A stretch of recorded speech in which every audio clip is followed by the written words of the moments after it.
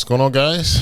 We are just, I would say, less than a week away from WWDC 2022. And right before Apple hits the stage, Mark Gurman has blessed us with more leaks.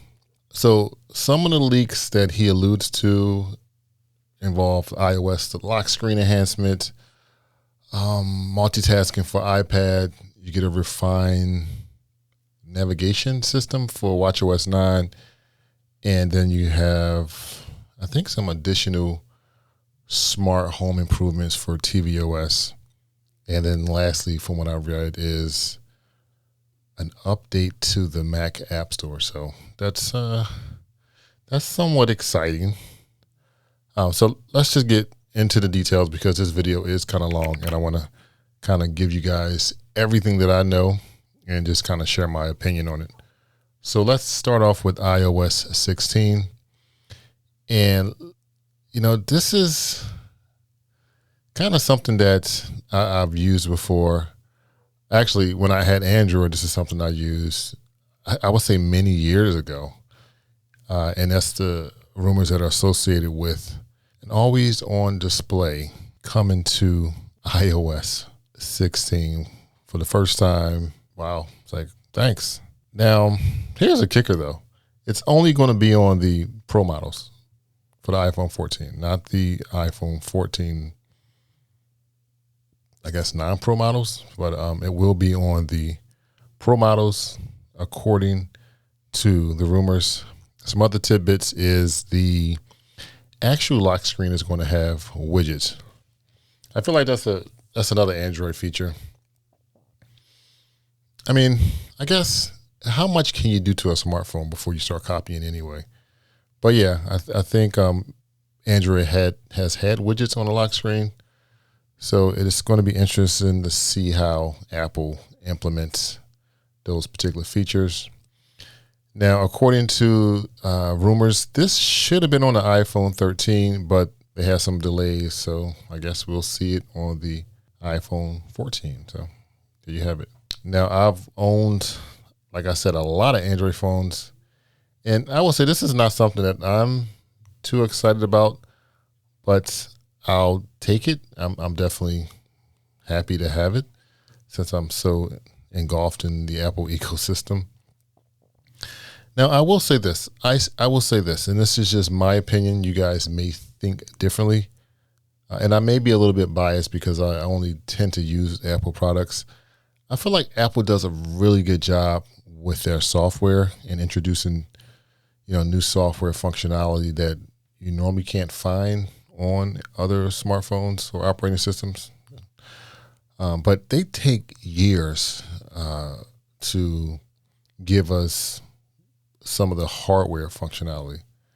It just takes them forever to do that. So, one thing I will also say is Apple, they're really good with their marketing. And I can only imagine that they're going to give this always on display some fancy name because I think just like the average consumer doesn't know what the heck an always on display actually means.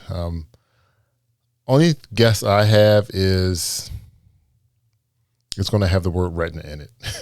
That's the only thing I could think. That I had the word Retina in it, but I think the always on display is going to take advantage of the OLED screen, so you can just light up a certain amount of pixels and not kill your battery. So kind of cool, but it's something that's been done. But definitely welcome to have it on iOS. Do this if. In the comments, I want you to leave something below that you think the name will be called for this always on display. I'm kind of curious to see what you guys think. Other than that, I mean, do you really need an always on display on an iPhone at this point?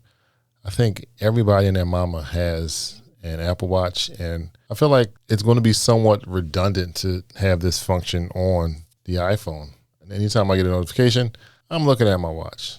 So I guess for those who don't have the watch, I think that's going to be great. So let's move on to iPadOS. there are going to be some improvements to iPad OS, and this one is kind of cool actually because I can't wait to.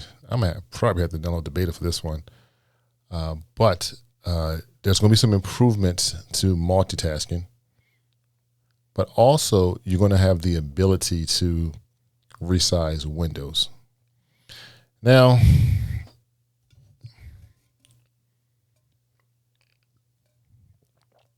here's the thing. You can already resize windows, at least from, I would say, a horizontal standpoint.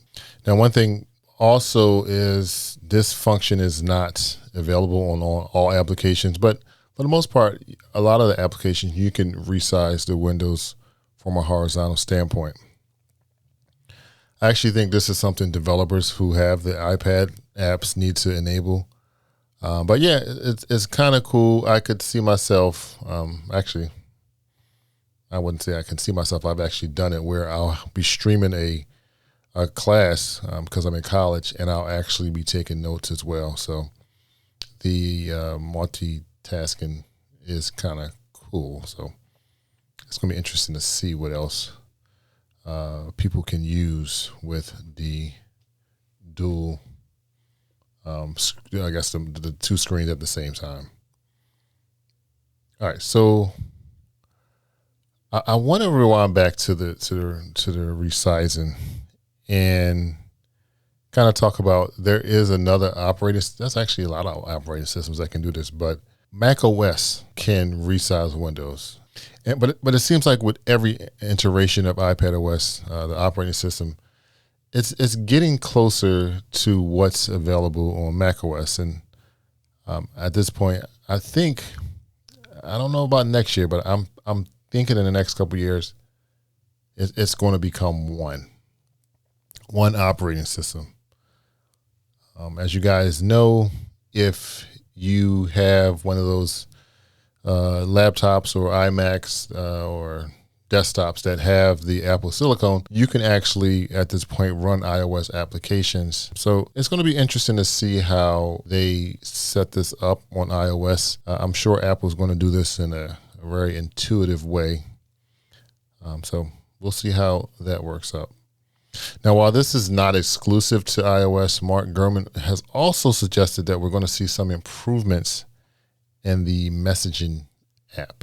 So as you guys know, you can get your messages on pretty much all the Apple operating systems, minus, I want to say, tvOS, but anywhere else you can get those applications. They also suggested that the messaging app will see some improvements with audio messages, as well as more social media-like improvements in the messaging app. So maybe we'll see some benefits taken from, Facebook Messenger, but that's what Mark is telling us right now. All right, so I'm almost done, but I want to transition over to macOS real quick. And this one is kind of cool, actually. But Mark is suggesting that we're going to see some improvements in the settings section of macOS. And what he is saying, that the settings are going to look very familiar to what we have on iOS. So again, you see what's going on here. Things are starting to kind of overlap with iPadOS and macOS. So if you take the resizing and then you take the settings that they're going to be pulling from iPadOS, we're getting there. Those two operating systems, I'm telling you guys, is going to become one. All right, so let's finish up. I think I'm just about done. tvOS, as you guys know, you can use that as a hub to manage all your smart devices connected to HomeKit. And Mark is suggesting that with tvOS, tvOS is going to see some additional functionality for smart home devices. If you had to ask me what I would want with tvOS and smart home functionality, I would be happy to see the ability to adjust the settings right on tvOS. Maybe add a passcode to my smart lock or change the timer on my hue lights. Just the ability to adjust the settings. And I think that would be cool. And also give me a dedicated home app. They took that away. I feel like there used to be one a long time ago, but they don't have a dedicated one on tvOS at this point. WatchOS, navigation improvements. As I discussed in another video, there's going to be additional power reserve modes, but at this point, all we know is there's going to be improved navigation with watchOS. So I think that's definitely something that watchOS has an opportunity. So I think I covered pretty much everything: tvOS, macOS, watchOS, and iOS. I actually did a video last month where I discussed a lot of the details with iOS 16 that I would suggest you check out. But otherwise, that is all I have in terms of software with WWDC. Now, on the hardware side, Mark is suggesting we could see the new MacBook Air. As you guys know, this has been rumored for a long time. Now, WWDC is more of a software event, but there's a good chance we'll see hardware because in the past they have announced hardware at this event. But macOS, different form factor, and you should have colors that are similar to what is associated with the current iMac. Other than that, I guess that's pretty much all I have. If you want to watch the event, again, it's going to be June 6th. June 6th, 10 a.m. Pacific Standard Time. You can stream it live, but you can also watch it on YouTube. So you have a couple, streaming options at your disposal. I will be doing a recap after WWDC, so look out for that video. Otherwise, I will talk to you guys in the next one. Later. Bye-bye.